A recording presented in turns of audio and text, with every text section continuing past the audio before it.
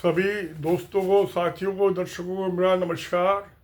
सबका मेरे वीडियो में स्वागत है। इंजीनियर विष्णु कुमार के आज मैं बात कर रहा हूं कि ये यूएस एड ट्रम्प साहब ने 20 तारीख को ओथ ली थी और सब ये तीसरा हफ्ता चल रहा, थर्ड वीक। तो इसमें बड़े अहम फैसले लिए उन्होंने। यूएस एड ये 1961 जब जॉन एफ कैनेडी यूएस के प्रेसिडेंट थे, उस जमाने से ये यानी कि तकरीबन 65 साल से ये स्कीम चल रही है। दुनिया के सारे कंट्रीज में गरीब यूएस एड दी जाती है, मदद दी जाती है, फाइनेंशियल और टेक्नोलॉजिकल भी और मेडिकल भी। ये सारी चीज़ आती है, नई नई टेक्नोलॉजी, नई नई बीमारियों का इलाज।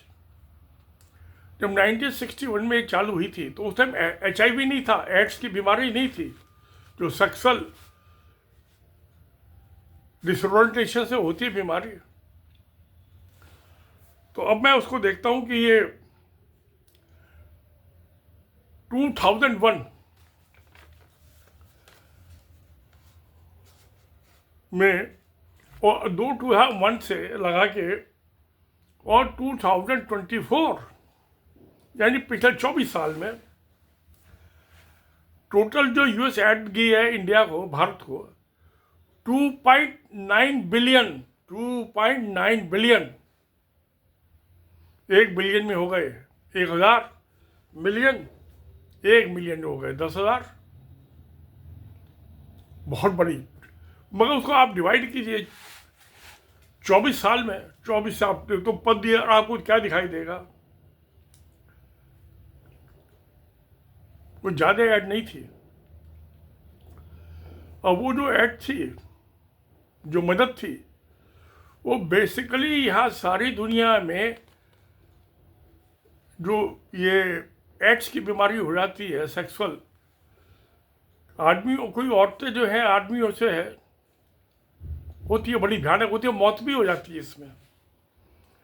इसका पता नहीं कोई पुख्ता मुकम्मल इलाज है या नहीं है। मैं तो डॉक्टर हूँ नहीं, मैं तो इंजीनियर हूँ, तो मैं कह नहीं सकता इसका जो ये पैसे से बीमारी ठीक नहीं होती है। सही दवा और सही इलाज से होती है। डायग्नोसिस पहले सही होना चाहिए और फिर कैसे भी सही दवा मिले। तो मैं तो कोई सलाइन का एक्सपर्ट हूँ नहीं, फिर भी मैं मोटे तौर पे देखता हूँ तो पिछले 24 साल में 2.9 बिलियन। और इंडिया को जो है 2014 जब ये नरेंद्र मोदी जी प्रधानमंत्री बने थे, और 2014 से 24 10 साल प्रधानमंत्री हो गए। अब 10.5 साल 6 महीने तो छोड़ दो लुभाव में, बट्टे खाते चल 6 महीने 6 महीने कोई गिनती नहीं होती है, तो 10 साल। तो 2014 में जो थी 120.4 मिलियन 140 मिलियन यूएस डॉलर की इमदाद थी, मदद थी। अब वो एड्स के इसमें इस्तेमाल हुई। और 2014 से और 2024 10 साल में मोदी सरकार ने आरएसएस की बहुत मदद की, बहुत पैसा। तो जैसे जैसे आरएसएस का एक्सपेंशन हुआ, विस्तार हुआ हिंदुस्तान में, वैसे ही वैसे इसके प्रचारकों की और स्वयं सेवकों में एड्स की बीमारी फैलती चली गई। तो 2014 में 120.4 मिलियन और 2018-19 में फिर इलेक्शन था, उसमें 136.3 मिलियन। उसके बाद 2022 में 251.2 मिलियन, क्योंकि ऐसा था जो 2022 था कोविड पेंडेमिक भी हो गया था, तो एड्स के साथ साथ पेंडेमिक के लिए भी कुछ मदद ज़्यादा देनी पड़ी। पता नहीं उस आदमी जिसने मरना था मर गया, जिसने जीना था जी गया, उसकी गिनती नहीं है। तो एड्स होती बढ़ गई। जो सेक्सुअल डिसीज थी, अब सिफिलिस वगैरह तो बीमारी ख़त्म होती, मुझे चूँकि ज़्यादा नॉलेज नहीं है कौन कौन सी होती हैं जी। तो अब 2024 में, इस साल जो अभी चला गया साल, वह कैलेंडर जो है ना जनवरी से दिसंबर तक का होता है उसमें। जैसे हमारे यहाँ 1 अप्रैल से 31 मार्च, वहाँ कैलेंडर जो होता है वो दूसरा होता है, 1 जनवरी से 31 दिसंबर यूएस में। तो ये हो गई, इसमें हो गई 141 बिलियन, BIELL बिलियन, मिलियन। अब ये जो यानी कि 141 मिलियन, ये हो गए तो 1214 करोड़, 1214 करोड़। और जो हमारे इंडिया का हेल्थ मिनिस्ट्री का बजट है वो है 80,292 करोड़ का, यानी रफली 1% जो है। अब जो सरकारी है जिसको सेक्सुअल डिसीज हुई है, इधर उधर प्रोस्टिट्यूट्स वगैरह के पास जाते हैं कोठों पे, तो चोरी छिपे इलाज कराते हैं। सरकारी अस्पताल में जाएंगे तो खुलासा हो जाएगा, तो सरकारी अस्पताल में तो नहीं जाएंगे, तो प्राइवेट ही चोरी छिपे ट्रीटमेंट करवाते हैं। तो यानी 1%, मोटे तौर पे 1% जो है वो यूएस एड आई। अब क्या है कि मैं इसको लगाता हूँ, अगर जो 141 यानी कि जो 251.2 थी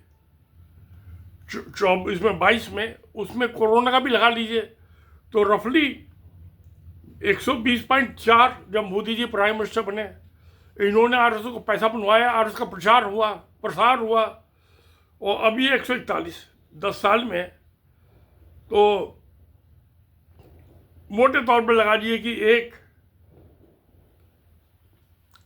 20 मिलियन वो हो गया, और 20 मिलियन तो यानी कि 1214 करोड़। अब इसका ये हमें लेने की क्या जरूरत है? हम ये सेक्सुअल बीमारियां क्यों अपने सिर पर उड़े हैं? बड़ी बड़ी अजीब बात है, आप कहोगे बड़ी अजीब बात है। अरे भैया, मेरे प्यारे दोस्तों, मेरी प्यारी बहनों, मेरी लाडली बहना, अगर जो ये इनको क्या है, मुसीबत क्या है, ये जड़ कि आरएसएस की एक पॉलिसी है, मैनुअल है उनका कोड, कि जो आरएसएस का प्रचारक है वो शादी नहीं कर सकता। एक बड़ा फेमस था, अटल बिहारी वाजपेयी थे, वो प्रधानमंत्री भी बने। उन्होंने एक दफ़ा कहा था पब्लिकली इनका कि मैं कुंवारा तो हूँ, मैं ब्रह्मचारी नहीं हूँ, शादी तो नहीं की, मैं ब्रह्मचारी नहीं हूँ, ऐसी काम चलाता हूँ। भाई सेक्स तो समझ, पेट को भूख लगती है रोटी के लिए, ऐसी सेक्स की लगती है भूख। वो उससे तो समाज में भ्रष्टाचार, व्यभिचार फैलता है, गरीब लड़कियों को कोठे में बैठना पड़ता है और ये जाके मौज मस्ती मारते हैं, और फिर बीमारी लग जाती है सरकार, तो वहाँ तो चोरी छुप जाएंगे, सरकारी अस्पताल में जाएंगे, खुल जाएगा मामला। तो ये यूएस एड जो है इनके इलाज के लिए आती है, और भी फिर हो गया, और एक्सपेंशन होगा तो और ज़्यादा ऐड आएगी, और ज़्यादा को बीमारियाँ लगेगी। जब प्रोस्टिट्यूट्स के पास जाएंगे तो वह यही होगा, और क्या होगा। तो आरएसएस अगर जो उसको बीमारी को ख़त्म करना है, तो क्या ये बेहतर नहीं होगा कि आरएसएस जो है अपने प्रचारकों को, स्वयंसेवकों को शादी कर लेते, शादी की इजाज़त दे दें उन्हें, और बच्चे पैदा करें, तो उनको कोठों पे जाने की क्या ज़रूरत है? क्या ज़रूरत है उन्हें प्रोस्टिट्यूट्स के पास जाने की? ज़रूरत ही नहीं है। जो शादीशुदा उनका तो घर में ही काम हो जाता, मुफ्त में हो जाता, पैसे भी नहीं देने पड़ते उन्हें। बीबी कोई पैसे थोड़ा ना मांगती है, कभी नहीं मांगती, फोकट में काम होता है, दोनों का ही होता है। तो अब क्या है कि ये इंडिया में एक जो इंदिरा गांधी के टाइम में फॉरेन कंट्रीब्यूशन रेगुलेशन एक्ट 1976 बना था, तो ये अमित शाह जो है बहुत पाबंदी लगता है जो इनके खिलाफ होता है, उसको कंट्री में पाबंदी लगा देते हैं। मैं इस पर नहीं लगाई, क्यों भाई? इस पर भी तो लगाते हैं पाबंदी। जो यूएस ऐड आ रही है, अगर जो पाबंदी लगाए तो मोदी से झगड़ा हो जाएगा। अमित शाह तो शादीशुदा है, बाल बच्चेदार है, मोदी तो नहीं है। इधर बीबी को छोड़ के भाग गया। मोहन भागवत ने शादी नहीं की, वो ऐसी काम चला रहा है। इधर उधर कोठे वगैरह पर जाता है, जूता पता नहीं किसके पास जाता है। मालूम कीजिए आप उसको, आर्टिफिशियल इंटेलिजेंस से गूगल पर डाल के। तो मेरा कहना ये है कि ये अगर जो आरएसएस जो है, राष्ट्रीय सेवक संघ, ये अपने प्रचारकों को इजाज़त दे दे भाई तुम शादी भी कर लो और बच्चे भी पैदा कर लो, तो ये बीमारी से बच जाओगा। चोरी छिपे जत में इलाज नहीं कराना पड़ेगा, तो यूएस की ऐड आनी बंद हो जाएगी। ना बीमारी होगी, ना इलाज चाहिए, ना दवा चाहिए, ना डॉक्टर चाहिए। तो इसका सिंपल सा सोल्यूशन है कि इनको शादी करने की और बीबी रखने की और बच्चे पैदा करने की इजाज़त दे दिया। अगर ज़्यादा से ज़्यादा बच्चे पैदा करो तो ये जो एड्स ही है, सेक्सुअल डिसीज है, अपने आप ही ठीक हो जाएगी इसका। और जब बीबी के साथ करो तो कोई बीमारी लगेगी नहीं। तो मेरा कहना ये है कि ये बड़ा सिंपल सोल्यूशन है, सिंपल और सस्ता, दोनों ही चीज़ें। तो इनको अगर जो ये अब 99 साल हो गए, वो कितने पता नहीं इनके प्रचारकों को एड्स की बीमारी, वो तो मर भी गए। वो 99 कौन जीता है? मैं 80 साल का हो गया, मुझे पता नहीं कभी। हाँ, मेरी परदादी 105 साल जी थी, मेरी माँ 86 ईयर जी थी, मेरी दादी भी 86 ईयर जीती थी। तो 86 तो नॉर्मल एज है ना। पता नहीं मैं कब कितना जीऊँगा, कब मरूँगा, नहीं मरूँगा। तो मेरी तो विचार ये है कि अगर जो आरएसएस अपने प्रचारकों को शादी करके बच्चे पैदा करने की इजाज़त दे दे, तो इस बीमारी का अपना नेचुरल कुदरती इलाज हो जाएगा। हमें यूएस से भीख मांगने की ज़रूरत ही नहीं पड़ेगी। ना बीमारी होगी, ना पैसे चाहिए, ना चोरी छुपे इलाज कराने की ज़रूरत है। ये तो समाज में शर्म आती है ना किसी को बताते मुझे ये बीमारी हो गई। वो मैं एक दफ़े मेरे साथ था, कांग्रेसी नेता था दिल्ली का, तो उसने मुझे अपनी धोती उठा के दिखाया था कि अग्रवाल क्या मुझे भी ये बीमारी हो गई। मैं वो तो शादीशुदा था, उसके तो 3-4 बच्चे थे। तो ये पॉलिटिकल जो आदमी होते हैं ज़्यादातर इसी लाइन के होते हैं, मगर उसमें से सबको नहीं होती बीमारी। जो जिसको शादी नहीं करने दोगे, बच्चे नहीं पैदा करो, तो यही होगा और क्या होगा। तो मेरे प्यारे दोस्तों, अगर आपको मेरी बात अच्छी लगती है और ये 100 बीमारियों का एक इलाज जो मैं बता रहा हूँ, शादी करो बच्चे पैदा करो, तो प्लीज़ कमेंट बॉक्स में लिख दीजिए एक लाइन। और अगर जो नहीं लगती तो 100 लाइन लिख दीजिए इसका जस्टिफिकेशन क्यों नहीं करें, क्यों करें शादी है। इनको तो बीमारी करेंगे और दूसरों को भी फैलाएंगे। तो चलिए ठीक है, लिख दीजिए कमेंट बॉक्स, जो आपकी खुशी हो। मैं हर तरह खुश हूँ। आप अच्छा लिखे तो भी खुश हूँ, मुझे बुरा कहे तो भी खुश हूँ।